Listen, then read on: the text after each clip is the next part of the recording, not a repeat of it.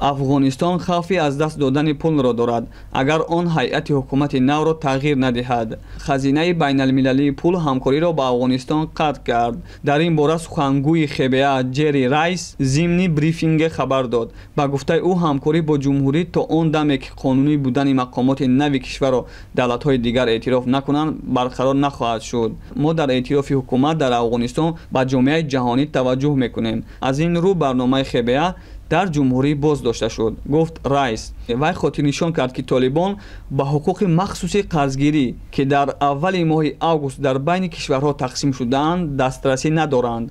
علاوه بر این رئیس از وضع نارام در افغانستان اظهار نگرانی کرد. وظیفه تأخیر ناپذیر باید رسانیدن کمک بشردوستانه به اهالی کشور و اجازت انتقال پول از جمله انتقال خرد. این چنین کمک به کشورهای باشد که گریزه ها را قبول میکنند، تاکید کرد نماینده خبیه.